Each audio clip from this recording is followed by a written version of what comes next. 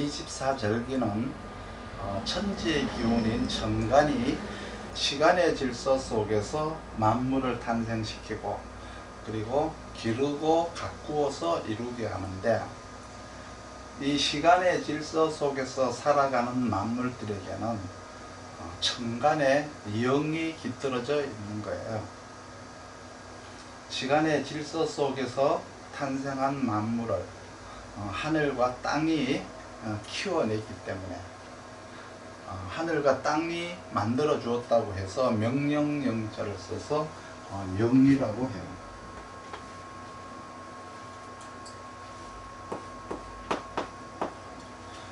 영이라고 하는데, 원래 명령이라고 하는 것은 이렇게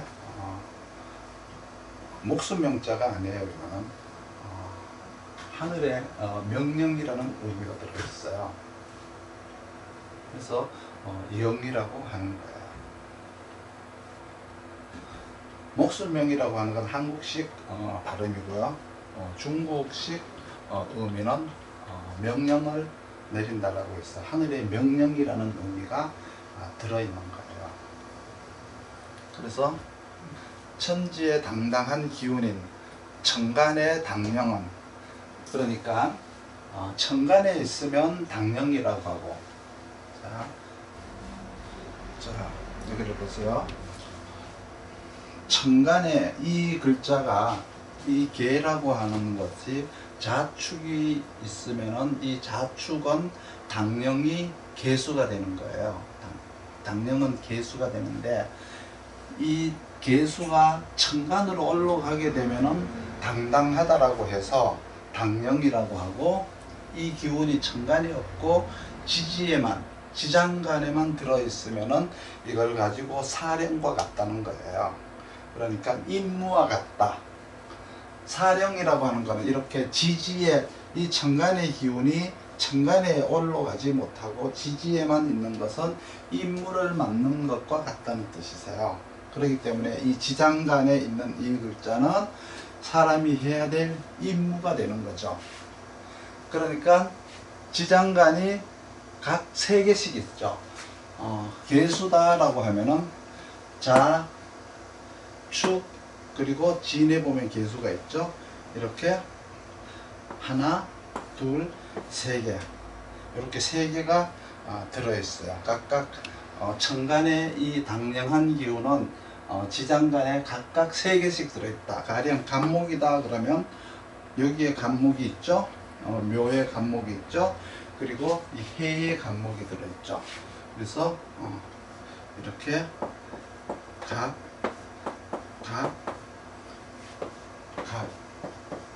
이렇게 3개씩 들어있어요. 개수도 자축, 진에 들어있고, 간목은 인, 묘, 해에 들어있고, 가령 을목이라고 하면은 묘와 묘, 진, 그리고 미에 을목이 있죠. 각각 이렇게 지장간에는 천간의 기운이 3개씩 들어있어요. 그러면 보통 사람들이 이렇게 사주를 본다라고 하는 것은 연, 월, 일, 실을 보는 거죠. 그렇기 때문에 이 하나를, 이걸 기둥이, 이거를 가지고 이제 기둥주자를 써서 일주라고 해요. 그래서 이걸 연주, 월주, 일주, 시주 해서 합쳐서 이걸 사주라고 하니까, 이 기둥이 하나, 둘, 셋, 넷, 이렇게 기둥이 4개가 있어요. 그러면 이 한 기둥마다 3개씩 들어있으니까 임무가 12개가 되는 거예요. 그러니까 사람이 받는 일 중에 중요한 임무는 12개가 들어있다, 이렇게 생각을 하시기 바랍니다. 그리고 나서 사주 이외에 또 뭐가 있느냐 그러면 대운이라는 게 있죠. 이 월지의 변화를, 월지가 변화해서 밑에 이제 이렇게 대운이 나오게 되는데, 각 대운마다 또 지장간의 한 주에, 이 대운은 이 한 기둥을 10년씩 보죠. 이 한 기둥을 10년씩 보는데 이 지장간 안에도 또 세 개의 인물을 만나게 돼 있어요.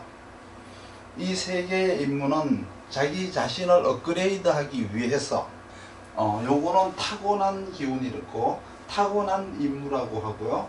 요거는 자기 자신이 이렇게 살아가면서 업그레이드를 해라라고 하는 임무를 또 이제 부여받게 돼 있어요. 그리고 나서 1년에 한 번씩 이제 연운이라는 게 이제 있죠. 연운이 바뀔 때마다 또 이제 원래가 이제 정유년이면 정유년이라는 것 속에는 또 역시 세 개의 임무가 있는데, 연운은 인물하기보다는 세 명의 어떤 그 사람을 만난다 이렇게 보시면 돼요. 그러니까 정유년이 왔다. 정유년이면 이건 뭐 신금이죠. 신금인데 어디에 들어있나요? 유에도 신금이 들어있고 술에도 신금이 들어있고 축에도 신금이 들어있죠. 이걸 이제 연운이니까 각기 자기가 만나는 사람들이라고 보시면 돼요. 정유년에는 이렇게 세 명의 사람을 만나서 이야기를 해봐라. 세 명의 천사 같은 사람을 보내서 이 사람을 만나게 한다라고 생각을 하시기 바랍니다. 이러한 이제 이론은 천인합일사상에서 비롯된 것인데, 천인 하늘과 사람이 합쳐서 하나가 되었다라고 해서 천인합일사상에서 비롯되었어요. 이 말은 뭐냐 그러면 사람이 하늘을 이었다는 뜻이세요. 하늘을 이어받아, 사람이 하늘을 이어받아서 하늘의 임무를 대신하는 건데, 이 말은 하늘의 명령을 따른다라고 하는 거예요. 즉 말해서 천간의 명령을 따른다라고 해서 이거는 사령이라고 해요. 그러면 천간은 명령을 내리는 쪽이고 사령은 내린 명령을 이렇게 따르는, 수행을 하는 쪽이라고 이렇게 보시면 돼요. 그러면 사령이라고 하는 것은 이제 명령을 집행하는 사람, 천간은 당령이라고 해서 당당하게 명령을 내리는 사람인 거예요. 그래서 천간의 명령에 따라 가지고 지장간의 만물이나 사람은 제 할 일들을 하는 거죠. 그리고 이제 이 사령은 원령이라고 하는 시간의 질서 속에서, 이게 이제 원령이잖아요. 이 원령이라고 하는 시간의 질서 속에서 존재하는 것이다 이렇게 보시면 돼요. 그러면 이 원령이라고 하는 것은 시간에 가는 것을 얘기하는 거죠. 시간의 경과를 말하는 것이고, 사람과 만물이 이제 이 시간 속에서 존재하니까 이 원령이라고 하는 것은 결국은 시간도 되고 또 어떤 그 환경이 되는 거예요. 이 원령에는 만물들이 들어갔다 나왔다 하는 주변 환경이 되는 거죠. 그러니까 천간은 명령을 내리고 지장간에 있는 사령들은 명령을 따르고, 그리고 이 원령은 환경이 되어준다 이렇게 이해를 하시기 바랍니다. 천간은 천지의 능력으로, 하늘과 땅인 천지의 능력으로 사람들에게는 정신적 기운이 되어주고요. 지장간은 이제 명령에 따라 움직여서 제 할 일을 충실하게 하는 만물과 어떤 사람들의 행위가 되는 거예요. 그러니까 이 시간 속에서 만물들이 나고 자라고 죽고 다시 이제 태어나는 이러한 만물의 순환 기능이 지지라는 시간 속에서, 시간의 질서 속에서 이루어지고 있다 이렇게 이제 보시기 바랍니다. 그래서 결국은 원령은 시간과 공간이라는 개념이 내포가 되어 있는 거예요. 그러니까 원령에는 시간만 존재하는 게 아니고 공간적인 의미도 포함이 되어 있다. 그리고 나서 이제 지장간의 무기토는 그리고 지장간의 임계수는 그리고 지장간의 병정화는 천간의 10개를 이렇게 지장간에 있을 때 자연과 인간으로 이제 나누어서 설명을 한 내용이에요.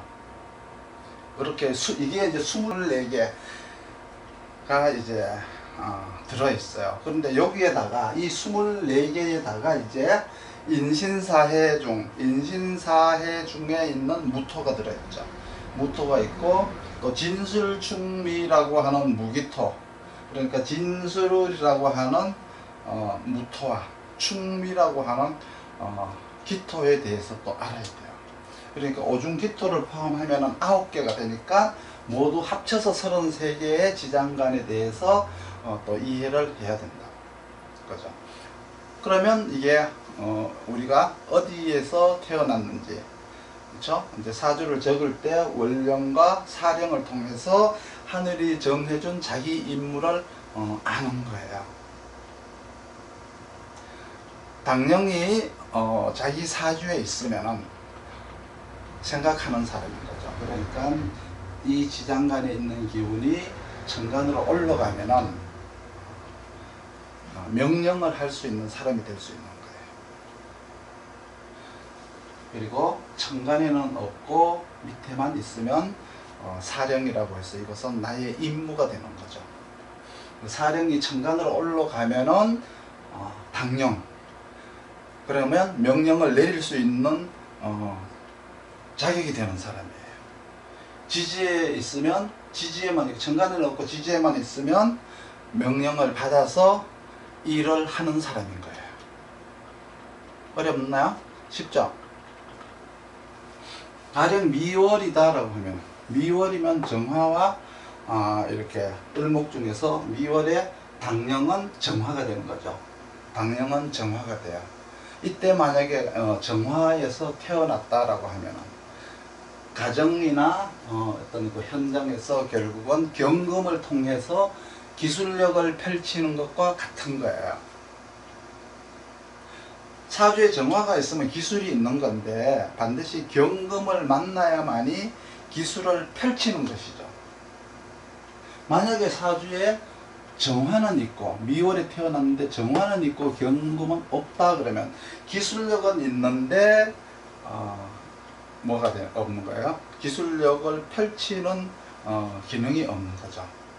그러니까 나는 기술은 가졌지만 일을 하지 못하는 것과 같은 거예요. 마치 용광로만 가지고 있고 일이 없어서 일을 하지 못하는 것과 같은 거예요. 그러니까 용광로를 가졌으니까 쇠를 만나야 일을 할 수 있는 거죠. 기술력만 가지고 있고 펼치지를 못하니까 나는 가수가 꿈인데 하고 가수가 될 수는 없는 거예요. 만약에 갑자월인데 자중에 임수로 태어났다. 그러면 임수가 임무인 사령이 되는 것이에요. 만약에 천간에 이렇게 임수가 올라갔다면은 당령인 명령할 수 있는 사람이 되는 거죠. 명령자가 되는 거예요. 천간에 임수는 없고 지지에만 있다 그러면 실무자가 되는 건데 이거는 하늘에서 시킨 거니까 누구도 어찌할 수가 없는 거예요. 그러면 임무를 수행해야 되는데 그 임무를 수행하는 방법이 3가지가 있어요. 그러면 그 임무를 수행하는 방법이 첫 번째 방법은 희신법이고 또 하나의 방법은 기신법이에요.